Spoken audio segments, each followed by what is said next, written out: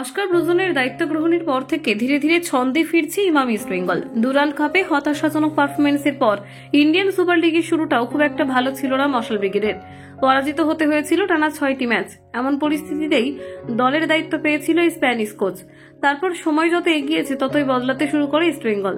AFC challenge লিগে ভালো performance করার পর আইএসএলেও জয়ের মুখ দেখতে শুরু করে কলকাতা ময়দানের এই প্রধান, যার ফলে একটা সময় টুর্নামেন্টে সুপার সিক্সে ওঠারও হাতছানি দেখা দিয়েছিল তাদের কাছে।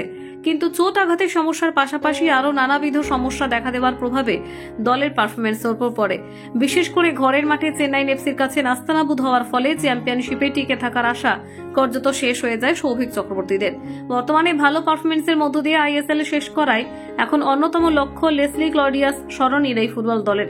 সেই অনুযায়ী গত শনিবার রাজধানীর বুকে পরবর্তী ম্যাচ খেলতে নেমেছিল দিমিত্রিয়স ডায়ামান্তাকোসরা, যেখানে তাদের লড়াই করতে হয়েছিল প্যানাজিওটিস ডিলাম্পেরিসের পাঞ্জাব এফসির সঙ্গে।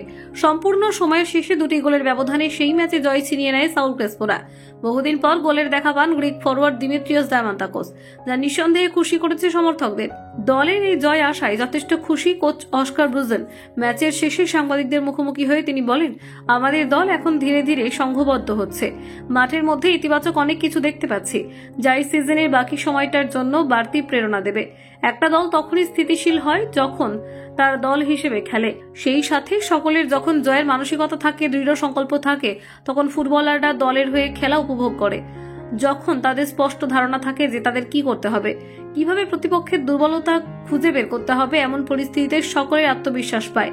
পাশাপাশি দলের নতুন বিদেশি ফুটবলার তথা রাফায়েল মেসিবাউলির প্রসঙ্গে অস্কার বলেন, আমাদের দলে কিছু ক্ষিপ্র খেলোয়াড় দরকার ছিল, যারা সামনে থেকে বল ধরে রাখতে পারবে, আত্মবিশ্বাস যোগাতে পারবে, সঠিক মুহূর্তগুলো বুঝতে পারবে এবং সেই অনুযায়ী খেলতে পারবে।